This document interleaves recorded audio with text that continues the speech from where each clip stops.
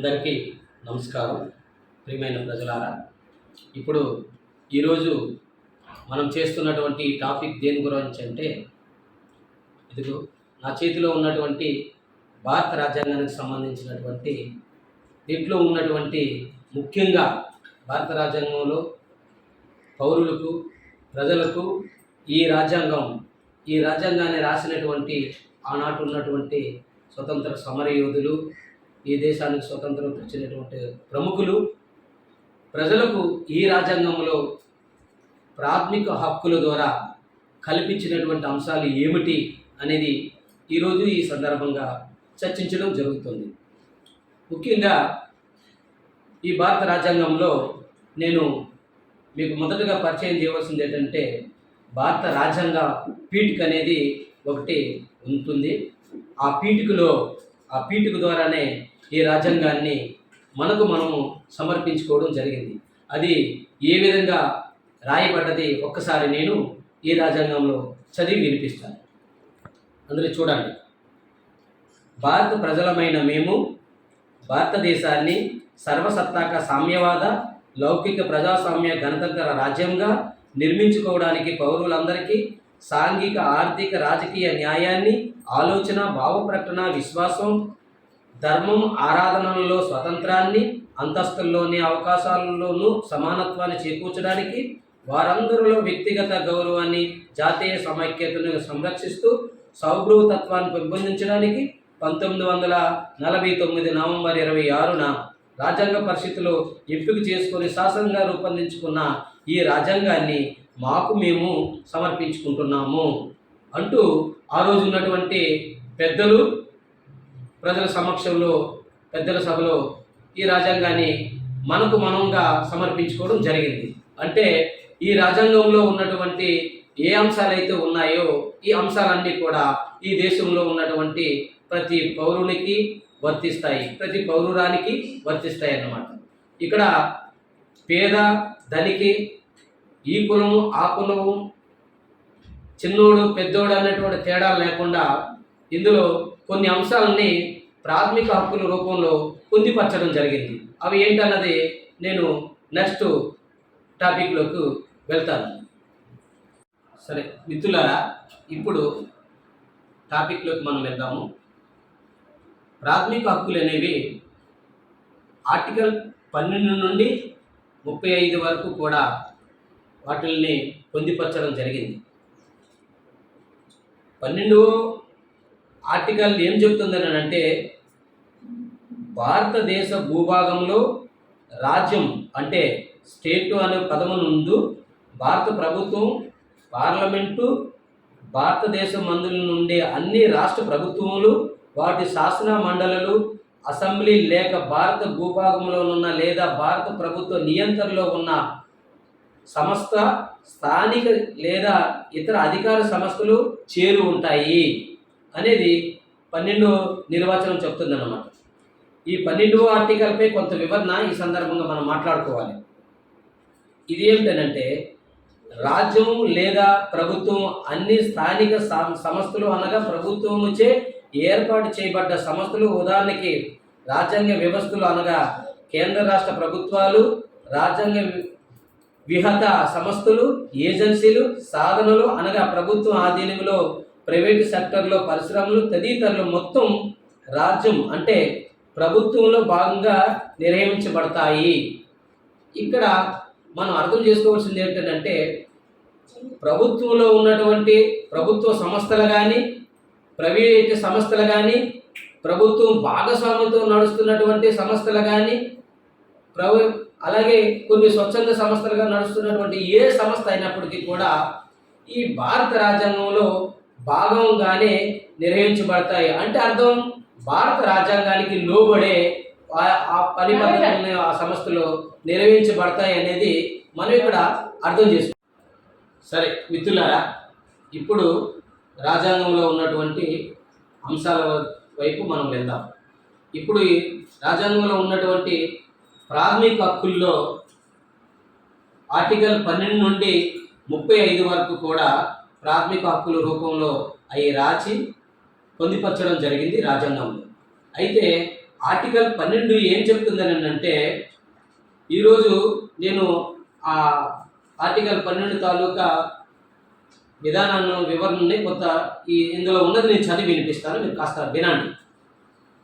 రాజ్యము లేదా ప్రభుత్వం అన్ని స్థానిక శాసన సంస్థలు అనగా ప్రభుత్వంచే ఏర్పాటు చేయబడిన సంస్థలు, ఉదాహరణకి రాజ్యాంగ వ్యవస్థలు అనగా కేంద్ర రాష్ట్ర ప్రభుత్వాలు, రాజ్యాంగ విహిత వ్యవస్థలు, ఏజెన్సీలు, సాధనలు అనగా ప్రభుత్వ ఆధీనంలో ప్రైవేట్ సెక్టర్లో పరిశ్రమలు తదితర మొత్తం రాజ్యం ప్రభుత్వంలో భాగంగా నిర్వహించబడతాయి.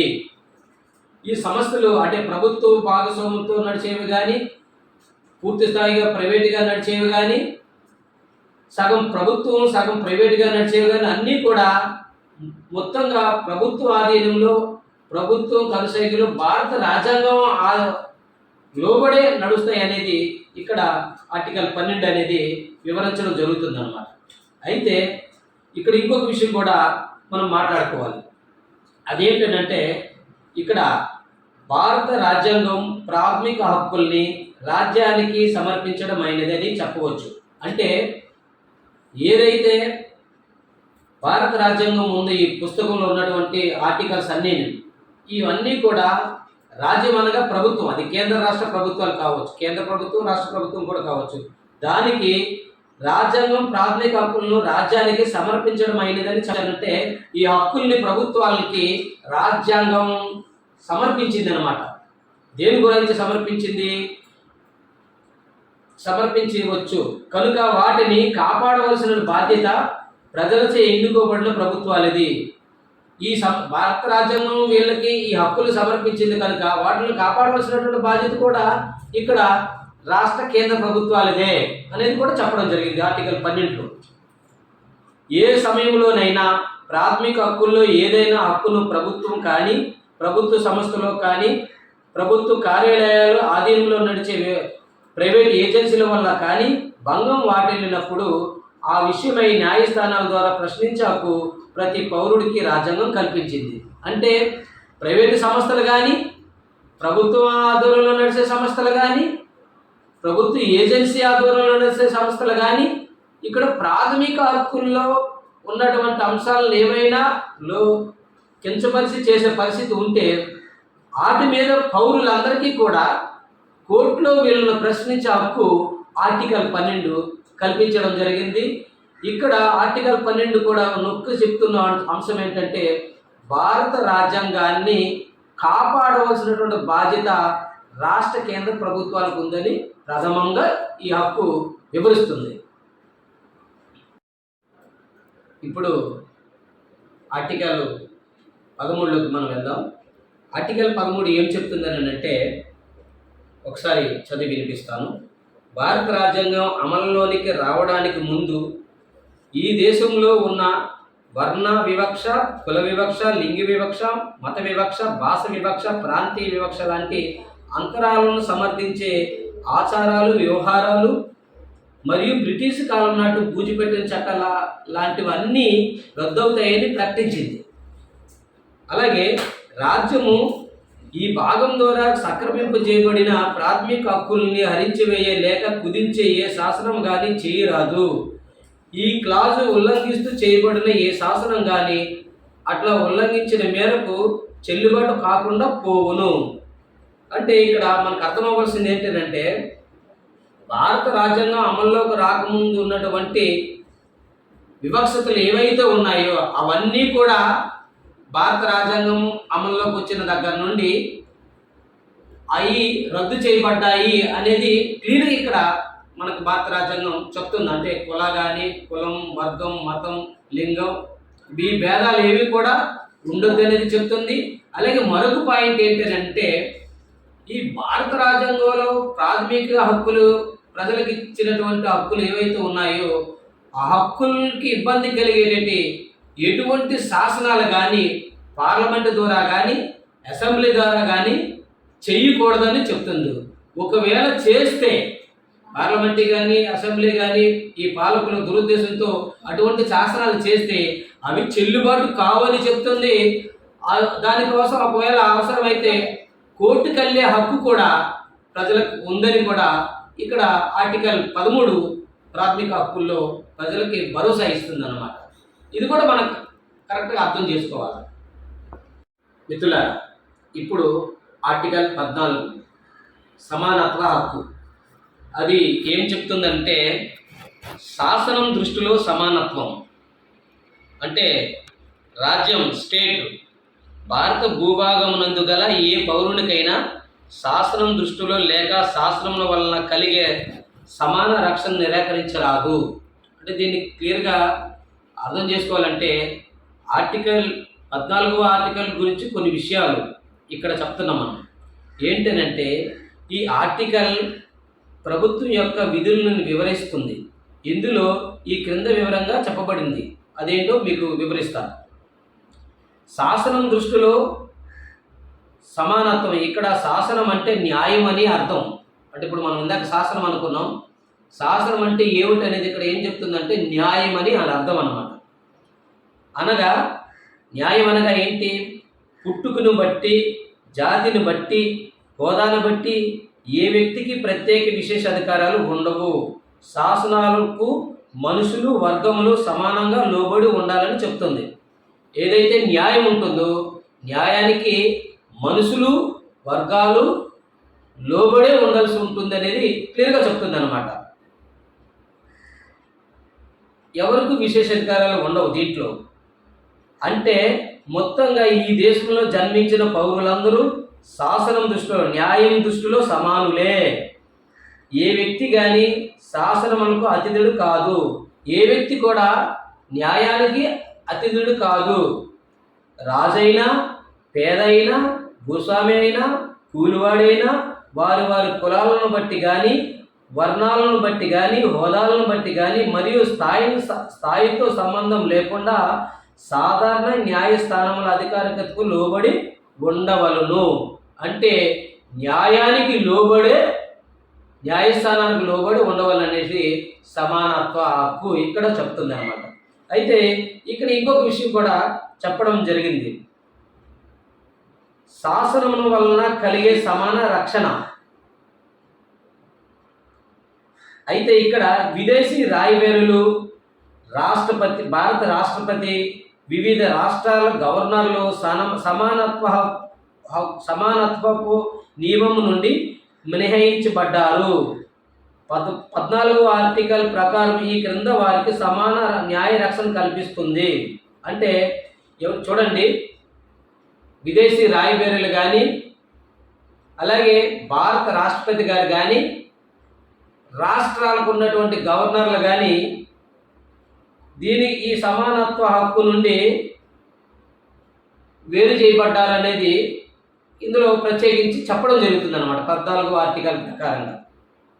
ఇది మనం ఇప్పుడు అర్థం చేసుకోవాల్సింది ఏంటంటే ప్రధానమంత్రి అయినా, ముఖ్యమంత్రి అయినా, ఐఏఎస్ కలెక్టర్ గారైనా, ఐపీఎస్ కమిషనర్ గారైనా, సెక్రటరీ స్థాయి అధికారులైనా, బిల్ కలెక్టర్ అయినా అందరూ కూటికి లేని కూలోడైనా, కోటేశ్వరుడైనా, కిందకి ఎస్టీ కులమైనా, బీసీలైనా, ఓసీలైనా అందరూ ప్రాంతాలను బట్టి కానీ, హోదాలను బట్టి కానీ, డబ్బును బట్టి కానీ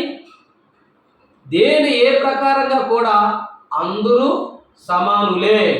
ఇక్కడ ఈ సమానత్వం నుంచి మినహాయింపబడ్డవారు రాష్ట్రపతి, గవర్నర్లు అండ్ విదేశీ వ్యవహారాలు చూసేటటువంటి వాళ్ళకు మాత్రమే మినహాయింపు ఉన్నదన్నది మాత్రం మనం ఈ సందర్భంగా అర్థం చేసుకోవాలి. ఎందుకు అర్థం చేసుకోవాలనంటే ఇప్పుడు ఈ భారతదేశంలో జరుగుతున్నటువంటి వివక్షతలకు సంబంధించి, అణచివేతలకు సంబంధించి వీళ్ళు భారత రాజ్యాంగంలో పొందుపరిచినటువంటి ప్రాథమిక హక్కుల్ని కాలరాస్తున్నారా లేదా అధికారం పేరుతో మనకి అర్థం కావాలని అంటే ఈ సమానత్వ హక్కుని మనము క్లుప్తంగా అర్థం చేసుకుంటేనే అర్థమవుతుంది అనేది మనకి ఈ సందర్భంగా ఈ విషయాన్ని వివరించడం జరుగుతుంది. మిత్రులారా, ఇప్పుడు ఆర్టికల్ 21 కోసం ఈ సందర్భంగా మనం మాట్లాడుకుందాం. ఏంటంటే ఈ ఆర్టికల్ 21 ఏం చెప్తుందంటే ప్రాణమునకు మరియు వ్యక్తిగత స్వాతంత్రముకు రక్షణ. అంటే ప్రాణానికి వ్యక్తిగత స్వాతంత్రానికి రక్షణ అనేది 21వ ఆర్టికల్ అన్నమాట. న్యాయస్థానాలు విధించే శిక్షల ద్వారా తప్ప ఏ వ్యక్తి ప్రాణానికి కానీ వ్యక్తిగత స్వాతంత్రాన్ని కానీ హరించే హక్కు లేదు. అంటే న్యాయస్థానం ద్వారా తప్పించి ఏ ప్రాణానికైనా కానీ ఏ మనిషి వ్యక్తిగత స్వేచ్ఛనైనా కానీ హరించే హక్కు మరో మనుషుకు లేదనేది ఈ జీవించే హక్కు తెలియపరుస్తుంది. అంటే ఒక్క కోర్టులకు మాత్రమే ఆ హక్కు ఉంది, శిక్షించే హక్కు అనేది. అలాగే మరొక అంశం, శాసనం ద్వారా స్థాపితమైన ప్రక్రియను అనుసరించి తప్ప ఏ వ్యక్తి యొక్క ప్రాణానికి కానీ వ్యక్తి స్వేచ్ఛను కానీ హరించరాదు.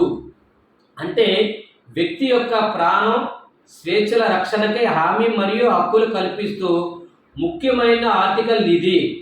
ఈ ఆర్టికల్ ద్వారా ఈ క్రింద ప్రాథమిక హక్కులు ప్రతి పౌరునికి లభిస్తున్నాయి. ఆ కిందది ఏంటో మనం ఇప్పుడు చదివి వినిపిస్తాను. ప్రాణమునకు హక్కు అనగా జీవించే హక్కు. అంటే ప్రాణానికి హక్కు అనగా జీవించే హక్కు అన్నమాట. జీవించడం అంటే ఆరోగ్యంగా ఆత్మగౌరవంతో విద్య బుద్ధులతో జీవించడం అని అర్థం. కాలుష్యం మరియు కాలుష్యరహిత నీరు గాలిని కూడా ప్రతి పౌరునికి కల్పించడము ప్రభుత్వ బాధ్యత అంటే మన పరిసరాల ద్వారా కలుషితమయ్యే విధంగా దుమ్ము ధూళిని గాలిలోకి వదలడానికి వీలు లేదు. పొగగొట్టాల ద్వారా పొగ వదులుతూ ఇటుక బట్టీల ద్వారా పొగ బూడిదు మరియు గనులు త్రవ్వకాల ద్వారా గాలిని దుమ్ము ధూళితో నింపుట కూడా నిషేధము. అటువంటి సంఘటనలు జరిగిన వెంటనే సంబంధిత వ్యక్తులపై తగిన చర్యలకు దగ్గరలోని పోలీస్ స్టేషన్ లేదా కాలుష్య నియంత్రణ మండల అధికారులను కానీ ఫిర్యాదు చేయవలను. వారిలో ఎవరూ కూడా స్పందించకపోయినచో తదుపరి వారి పై అధికారులను సంప్రదించవలను. చివరగా ఎవరూ స్పందించలేనప్పుడు న్యాయస్థానాలను సంప్రదించవలను అని ఇక్కడ జీవించే హక్కు చెప్తుంది. అంటే ఇక్కడ ఇంకొక విషయం కూడా ఉందన్నమాట. ఇంకో వివరణ కూడా ఇవ్వడం. ఇంకా ఏం చెప్తుందనంటే విదేశాలకు వెళ్ళే హక్కు, మానవ మర్యాదలతో జీవించుటకు హక్కు. ఇక్కడ జీవించడంటే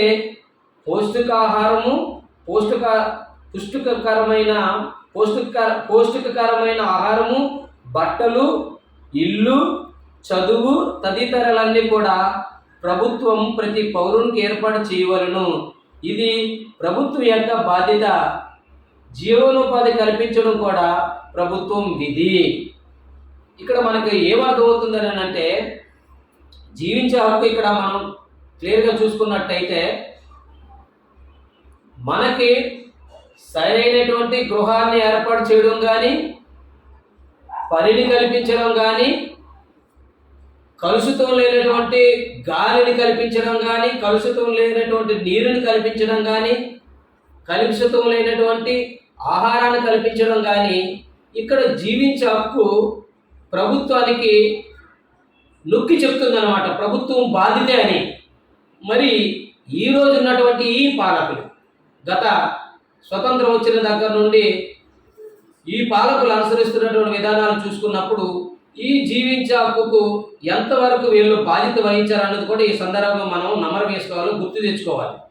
ఎంతమందికి వీళ్ళు ఈరోజు పనులు కల్పిస్తున్నారు, ఎంతమందికి పక్కా నివాసాలని ప్రభుత్వాలు ఏర్పాటు చేస్తున్నాయి, ఎంతమందికి కలుషితం లేనటువంటి నీరుని అందిస్తున్నాయి, ఎంతమందికి కలుషితం లేనటువంటి ఆహారాన్ని అందిస్తున్నాయి, ఎంతమందికి కలుషితం లేనటువంటి మన గాలిని అందిస్తున్నాయి అనేది ఇక్కడ మనము అర్థం చేసుకున్నట్లయితే 100కి 100 ఈ ప్రభుత్వాలు ఈ ప్రాథమిక హక్కుల్లో జీవించే హక్కును వీళ్ళు భంగం కలిగిస్తున్నారనేది క్లియర్గా మనకి అర్థమై తీరుతుంది అనేది నా తాలూకా ఈ సందర్భంగా నా అభిప్రాయం.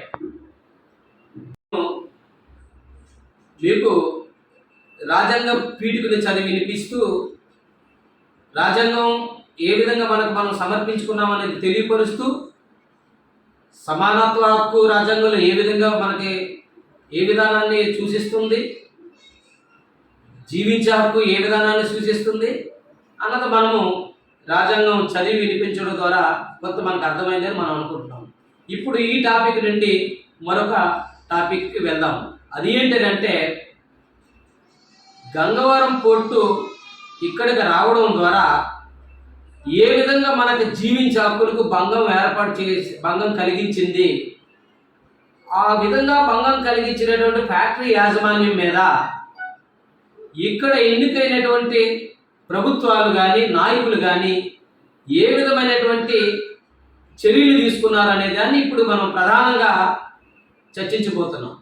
అసలు ఈ రాజ్యాంగాన్ని పట్టుకొని ఈ సందర్భంలో ఈ చర్చ చేయడానికి ముఖ్య ఉద్దేశం కూడా మన ఈ గంగవరంలో ఉన్నటువంటి ఈ 4 గ్రామాల ప్రజలు ఏ విధమైనటువంటి హక్కుల్ని కోల్పోయారు, దీనికి పరిష్కారం ఏమిటి అనేది ఈ సందర్భంగా చర్చించడం కోసమే రాజ్యాంగాన్ని దగ్గర పెట్టుకొని మనం మాట్లాడడం జరుగుతుంది. ఇది ఏది కూడా నా వ్యక్తిగతంగా నేను మాట్లాడుతున్నటువంటి మాటలైతే కాదు. ఇది ప్రజలందరికీ హక్కుగా ఆ రోజు స్వతంత్రాన్ని తీసుకొచ్చినటువంటి పెద్దలు ఇచ్చినటువంటి రాజ్యాంగంలో కల్పించినటువంటి హక్కుల్ని నేను మీ ముందర వివరించడం జరుగుతుంది.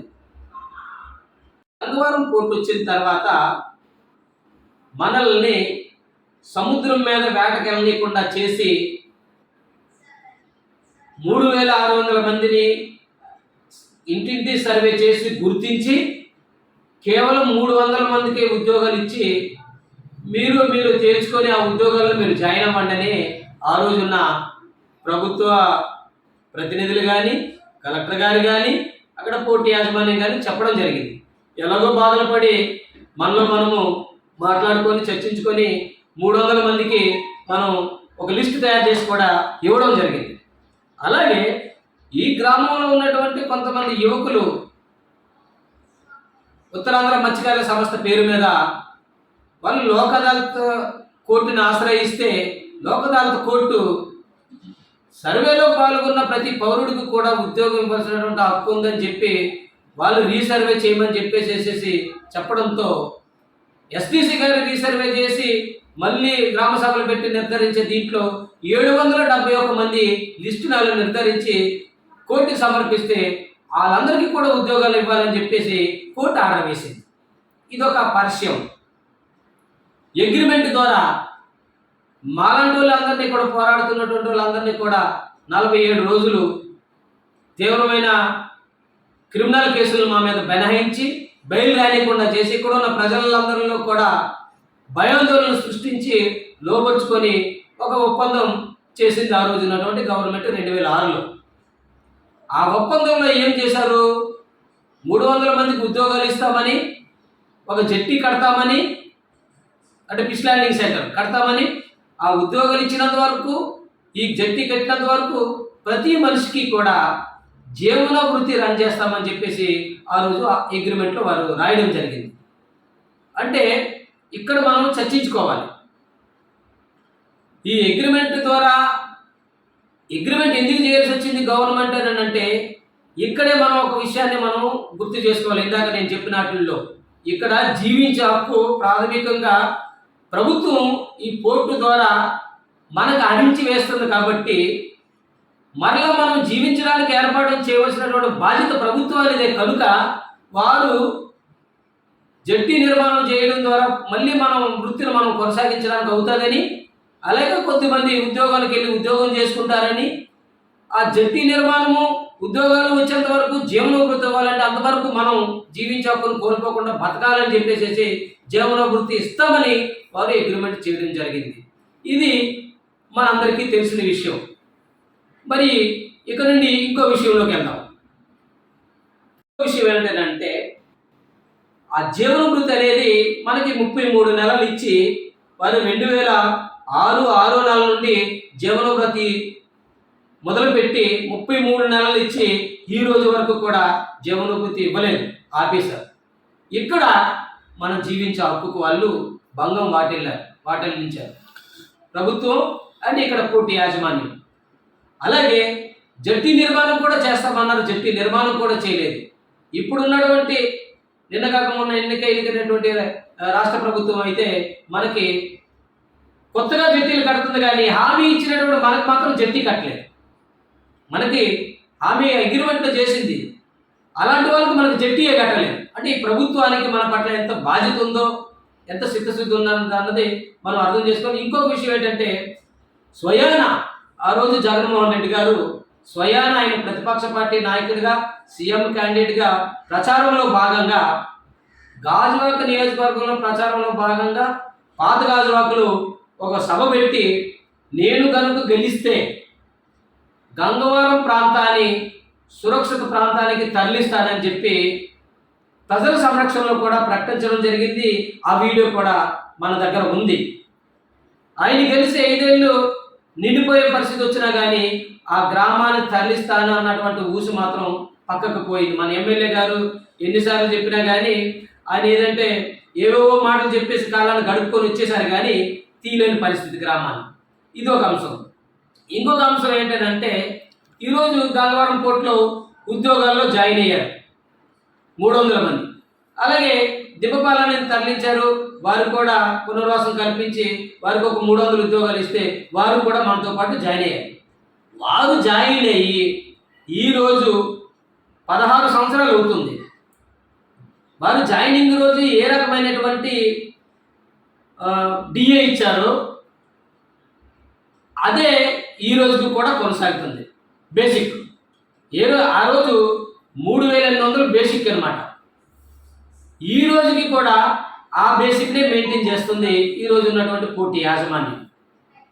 ఈ పోటీ గతంలో డివిఎస్ఎన్ రాజు నడిపినప్పటికి కానీ, ఆయన దగ్గర నుండి ఇప్పుడు ఆదాని తీసుకున్నా కానీ ఎవరు కూడా వారు జీతభత్యాలు మార్చే దీంట్లో కానీ డిఏని మార్చే దాంట్లో ఎవరు ప్రయత్నం చేయలేదు. స్టిల్ ఈ రోజుకు కూడా అదే డిఏ కొనసాగుతుంది. అయితే మిత్రులారా, ఎక్కడి నుండే అసలు విషయంలోకి మనం వెళ్తాం. మిత్రులారా, ఆ విషయం ఏంటంటే, గత 5 రోజుల క్రితం నుండి గంగవరం పోర్ట్ ఎంప్లాయీస్ వాళ్ళు విధులకు వెళ్ళి ఇంటికి రాకుండా ఆ పోర్టులోనే ఉండిపోయి నిరసన తెలిపే కార్యక్రమాన్ని కొనసాగిస్తున్నారు. ఈ పరిస్థితిలో ఎందుకు వచ్చింది, వాళ్ళు ఎందుకు అది చేయాల్సి వస్తుంది అనేది మనం ఇక్కడ కొంచెం క్లుప్తంగా వివరించుకున్నట్టయితే, వాళ్ళు జాయిన్ అయ్యి 16 సంవత్సరాలు అయినా కానీ 17,000, 16,000, 18,000 జీతం ఉంది. కానీ ఈరోజు కేంద్ర ప్రభుత్వం ప్రకటిస్తున్నటువంటి మినిమం వేజెస్ కూడా గంగవరం పోర్టులో రావట్లేదు. ఇంకొక విషయం ఏంటంటే, వీరు ఇచ్చినటువంటి ఉద్యోగాలు కూడా రీహాబిలిటేషన్ రీసెటిల్మెంట్ జీవో ప్రకారంగా ఇక్కడ ఉన్నటువంటి బాధితులను నిర్వాసితులుగా గుర్తించి, దానికి తోడు భారత రాజ్యాంగం కల్పించినటువంటి ప్రాథమిక హక్కులు కూడా వారికి సూటిగా ఉండే క్రమంలో ఇచ్చినటువంటి ఉద్యోగాలు అన్నమాట.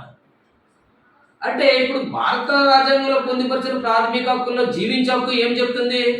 శుభ్రమైన తిండి, శుభ్రమైన నివాసం, శుభ్రమైనటువంటి చదువు, శుభ్రమైనటువంటి వైద్యం అందే హక్కు కల్పించిన ప్రభుత్వం బాధ్యత అని అంటుంది కదా.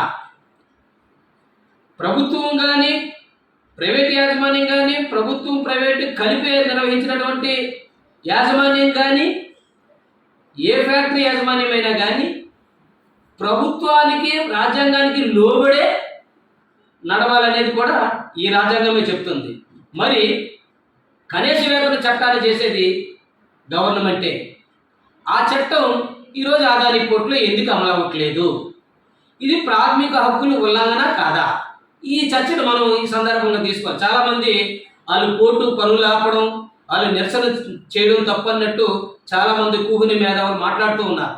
అది 100% తప్పు. ఈరోజు వారు చేస్తున్నది 100% 100కు 100 పాలు రాజ్యాంగంలో వాళ్ళకి కల్పించినటువంటి హక్కులను అమలు చేయమనే చేస్తున్నారు. ఇది అసలు ఇప్పుడు ఈ రాజ్యాంగాన్ని పెట్టుకొని మనం ఇంత చర్చ దేనికి చేస్తున్నామని అంటే, వారు చేస్తున్నటువంటి పోరాటం రాజ్యాంగబద్ధమైనది. రాజ్యాంగం వారికి కల్పించినటువంటి హక్కులను కాపాడుకునే దీంట్లో భాగంగా చేస్తున్నటువంటి పోరాటంగా మనం ఈ వాళ్ళకి వెలుపులా ఉన్నటువంటి సమాజం అంతా ఆ పోరాటాన్ని చూడాలనేది అయితే మన ఉద్దేశం. అందుకనే వారి పోరాటానికి ఈరోజు మనం ఇక్కడ ఒక విషయం చూడండి. ఎలక్షన్ కోడ్ రాబోతున్నప్పటికీ వారు ఉద్యమం చేస్తూ 5 రోజుల నుండి వారి భార్య పిల్లల్ని వదిలేసేసేసి ఆ కోర్టులోనే ఉండిపోతే ఈ లొకాలిటీలో ఎమ్మెల్యేలుగా ఎంపీలుగా అభ్యర్థులుగా ప్రకటించుకొని ప్రచారంలో ఉన్నటువంటి ఒక్క మనిషి కూడా ప్రత్యక్షంగా వారి పోరాటంలోకి ఇన్వాల్వ్మెంట్ అయ్యి సానుభూతిని తెలిపే పరిస్థితి చేయలేదు. సమస్యను పరిష్కరించే ప్రయత్నం కూడా చేయకపోవడం అత్యంత దుర్మార్గమైనటువంటి పని.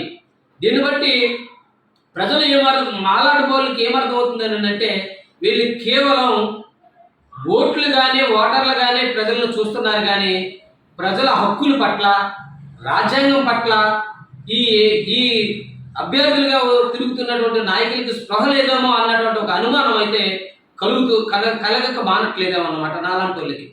ఎందుకనేనంటే ఏ విధంగానైనా కానీ మీరు ఆ పోరాడుతున్నటువంటి ప్రాథమిక హక్కులకు భంగం కలుగుతున్నటువంటి పోరాడుతున్నటువంటి వాళ్ళకి సంఘీభావం తెలపాల్సినటువంటి అవసరం కానీ బాధ్యత కానీ ఈరోజు ఎలక్షన్లో పోటీ చేస్తున్నటువంటి అన్ని రాజకీయ పార్టీలకు ఉంది. ఎందుకంటే మీరు ఓటు అడుగుతారు, వాళ్ళ ఓటు ద్వారానే ప్రజల ఓటు ద్వారానే మీరు ఎన్నికలకి గెలుస్తే అవకాశం ఉంటుంది కనుక మీరు వెళ్ళి వాళ్ళని పరామర్శించి వారి సమస్యల పరిష్కారానికి కూడా మీరే బాధ్యత వహించాల్సిన అవసరం కూడా ఉందని ఈ రాజ్యాంగం చెప్తుంది.